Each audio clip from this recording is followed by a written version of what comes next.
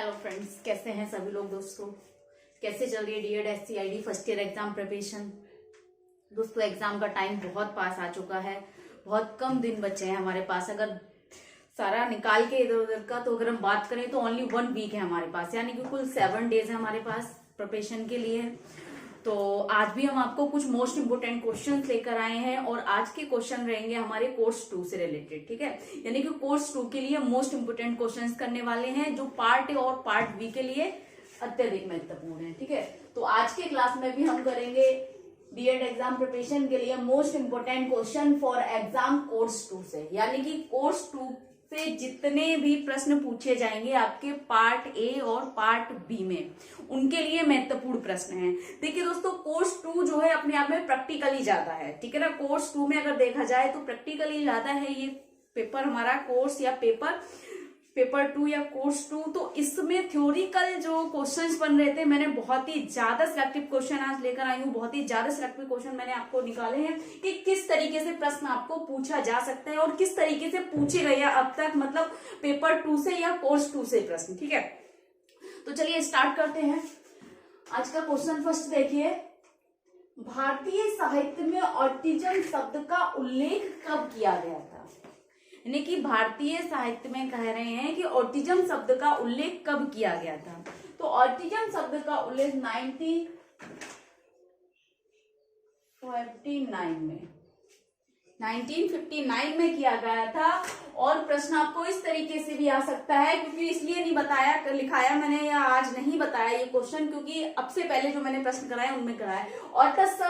Autism शब्द किससे लिया गया है, तो ऑटिज्म शब्द एक लैटिन भाषा के ऑटो शब्द से लिया गया है। ठीक है ना, जिसका अर्थ है लीन रहना या खोए रहना या खो जाना। ठीक है, तो ऑटिज्म शब्द लैटिन भाषा के ऑटस शब्द से लिया गया है, जिसका अर्थ है लीन रहना या खोए रहना। ठीक है, क्वेश्चन नंबर 2 देखिए, autism, ASD, ADHD, SLD, ID आदि सभी उदाहरण हैं। यानी कि कुछ डिसेबिलिटीज यहाँ पर लिखी हुई हैं, उन डिसेबिलिटीज को पूछ रहे हैं ये किसके एक एग्जाम्पल है, यानी कि ये ग्रुप है कुछ डिसेबिलिटीज का, ये किसका एक एग्जाम्पल दिया गया है, जिसमें कह रहे हैं ऑटिज्म को पूछ रहे हैं, ADHD attention autism spectrum disorder, यानी कि ऑटिज्म का जो एक ग्रुप है, एक समूह है, उसका स्पेक्ट्रम डिसऑर्डर के बारे में पूछ रहे हैं, attention deficit hyper active disorder के बारे में कह रहे हैं, ID स्पेसिफिक लर्निंग डिसेबिलिटी के बारे में कह रहे हैं, ID यानी कि इंटेलेक्चुअल डिसेबिलिटी के बारे में कह रहे हैं। एक चीज देखिए दोस्तों, हर किसी चीज में कहीं ना कहीं ये जो उदाहरण दिए गए हैं सबकी स्थितियां एक जैसी हैं, चाहे आप शैलीनता की ले लीजिए, ठीक है, और चाहे आप ध्यान अभाव विकार का ले लीजिए, ठीक है, चाहे आप ऑटिज्म स्पेक्ट्रम डिसऑर्डर का ले लीजिए, चाहे आप बौद्धिक अक्षमता का ले लीजिए, चाहे आप अधिगम अक्षमता का ले लीजिए। ठीक है, कहीं ना कहीं विकास से संबंधित है सभी जो विकलांगताएं हैं। तो ये उदाहरण है विकासात्मक विकलांगता का या विकासात्मक अक्षमता का। विकासात्मक अक्षमता है, यानी कि डेवलपमेंटल डिसेबिलिटीज। ठीक है, सभी क्या है, ये डेवलपमेंटल डिसेबिलिटीज है, विकासात्मक अक्षमताएं हैं, विकासात्मक विकलांगता है। ठीक है, क्वेश्चन नंबर 3 देखिए, सीखने के प्रकार कौन कौन से हैं, यानी कि हम किन किन प्रकारों से सीखते हैं। सीखने के प्रकार अलग है, शिक्षार्थी के प्रकार अलग है, इसीलिए मैं आपको ये दोनों क्वेश्चन कराऊंगी यार, क्योंकि अब से पहले शिक्षार्थी के प्रकार हमने किए थे, सीखने के प्रकार नहीं किए थे। तो अधिगम के प्रकार कौन से है, सीखने के प्रकार कौन कौन से हैं, तो देखिए पहला है आपका गामक सीखना,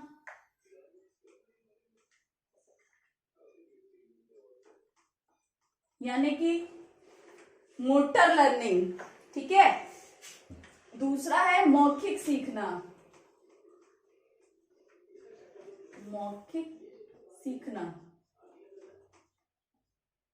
यानी कि हमारा ओरल लर्निंग या वर्बल लर्निंग। ठीक है, उसके बाद आ जाएगा हमारा संकल्पना सीखना,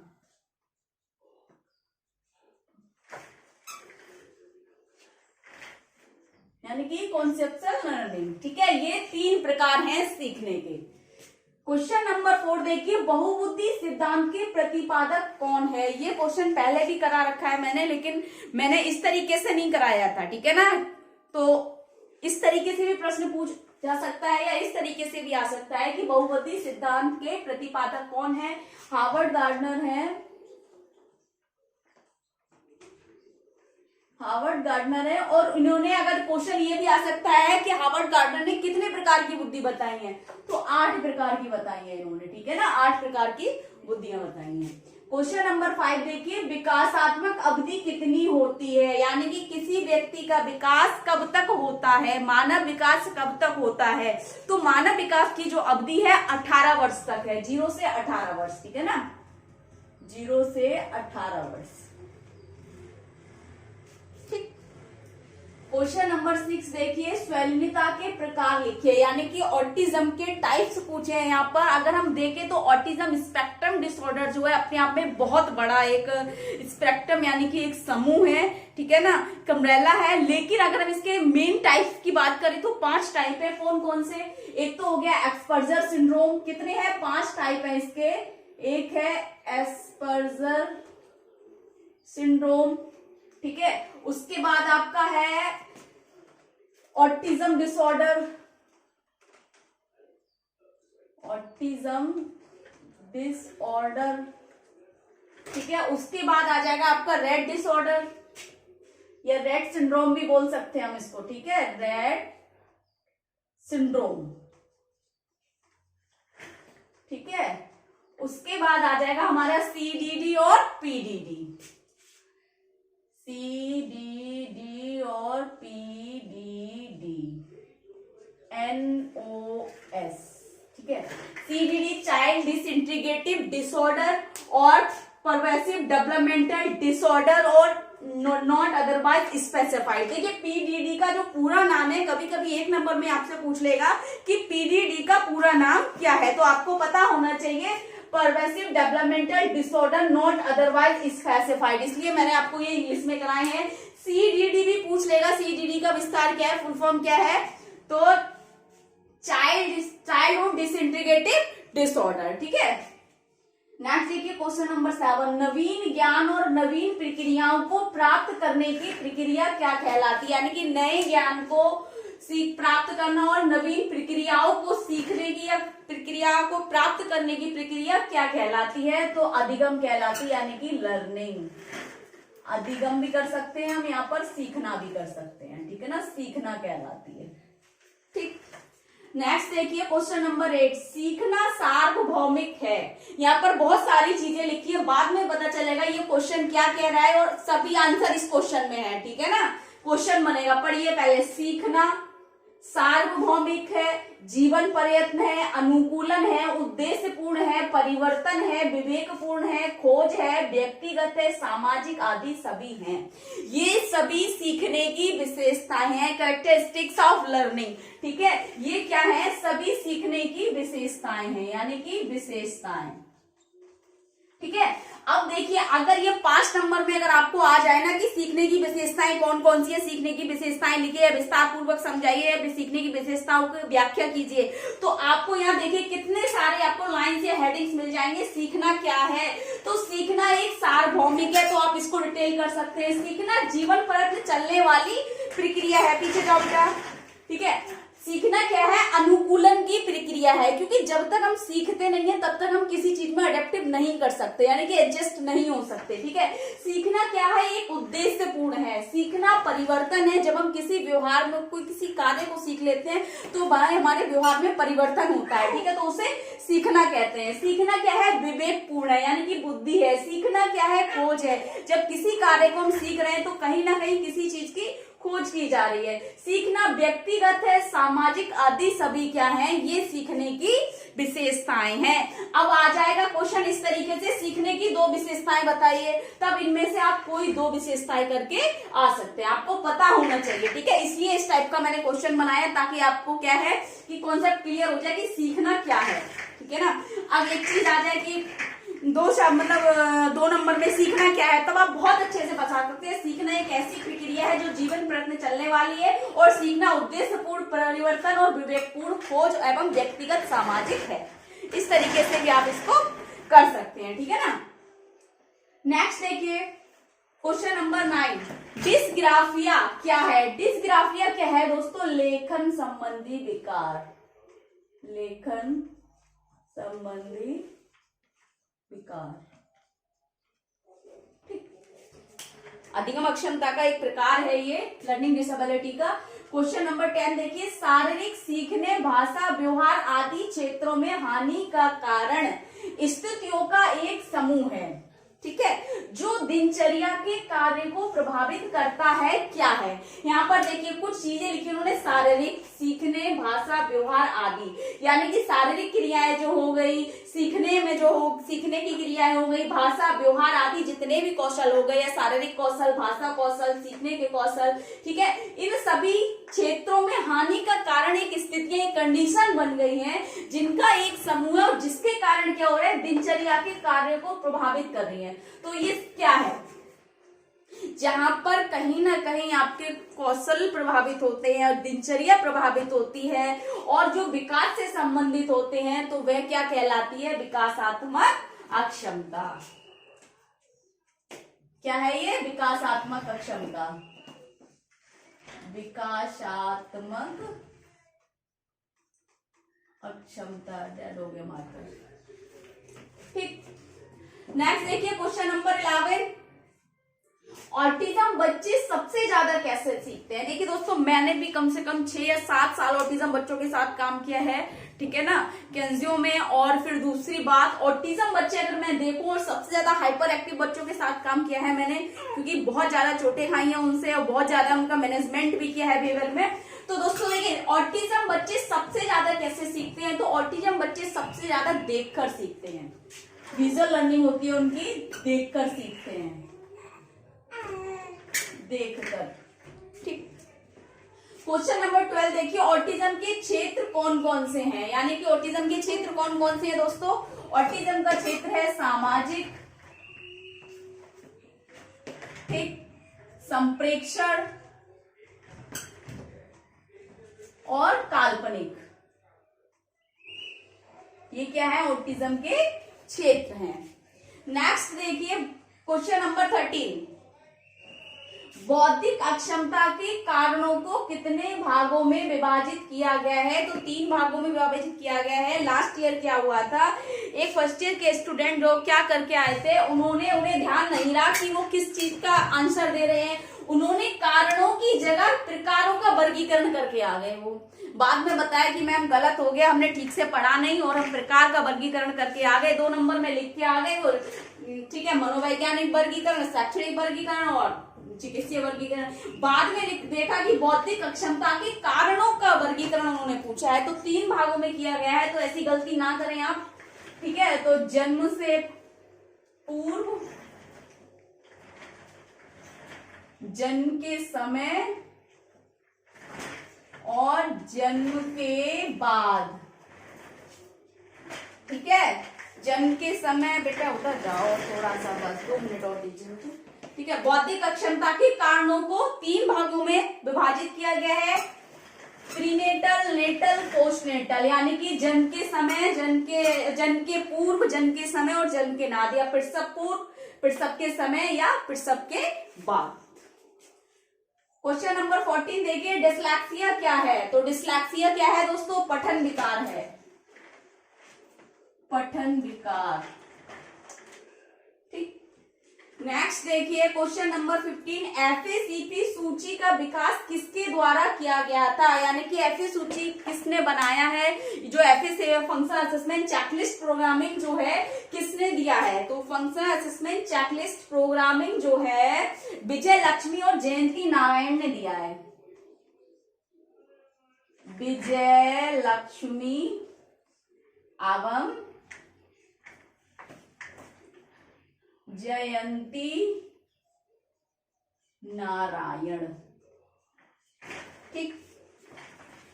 क्वेश्चन नंबर 16 देखिए, अन्य बच्चों की अपेक्षा कार्य में पिछड़ जाना एवं विकास के हर क्षेत्र में देरी होना क्या है? विकासात्मक देरी है, डेवलपमेंटल डिले या डिले डेवलपमेंट, ठीक है ना। विकासात्मक देरी, ठीक। अब आ जाए प्रश्न आपको कि विकास में देरी को परिभाषित कीजिए। ठीक है, ये विकासात्मक देरी क्या है? तो सीधे क्या बता दीजिए, अन्य बच्चों की अपेक्षा कार्य में पिछड़ जाना एवं विकास के हर क्षेत्र में देरी होना विकासात्मक देरी है। या विकासात्मक विलंबता शब्द भी यहाँ यूज होता है। ठीक है ना, विलंबता, विलंब होना यानी कि देरी होना। ठीक है, नेक्स्ट देखिए क्वेश्चन नंबर 17, डिस्कैलकुलिया क्या है? तो डिस्कैलकुलिया क्या है? गणना संबंधी विकार, गणना संबंधी विकार। ठीक, इसके बाद देखिए नेक्स्ट क्वेश्चन, क्वेश्चन नंबर 18, मोटी उंगलियां, चंद्र आकार आंखें, छोटी नाक व खुला मुंह, ये सभी किसके लक्षण हैं? ये कुछ लक्षण दिए हुए हैं, पूछ रहे हैं किसके लक्षण हैं ये सभी, जिसमें कह रहे हैं मोटी उंगलियां यानी कि बच्चों की क्या है, मोटी उंगलियां होती हैं, चंद्र आकार आंखें यानी कि चंद्रमा की तरह उनकी गोल आंखें होती हैं, इस तरीके से होती हैं, लाइट इस तरीके से। ठीक है, फिर कह रहे हैं छोटी नाक, छोटी चपटी और नाक होती है दबी, उनकी बहुत छोटी सी होती है क्योंकि उनके अंदर एक नाक की हड्डी नहीं पाई जाती है, खुला मुंह रहता है उनका, हमेशा मुंह क्या होगा, खोल के रखते हैं वो। ठीक है, तो ये सभी किस कंडीशन के लक्षण हैं? ये सभी लक्षण हैं डाउन सिंड्रोम, डाउन सिंड्रोम, जो कि एक चिकित्सीय वर्गीकरण का, बौद्धिक अक्षमता का चिकित्सीय वर्गीकरण में है ये डाउन सिंड्रोम। चिकित्सीय वर्गीकरण का जो है उसकी एक कंडीशन है डाउन सिंड्रोम। बेबी इधर आ जाओ बेटा, आप थोड़ा सा बहुत डिस्टर्ब कर रहे हो।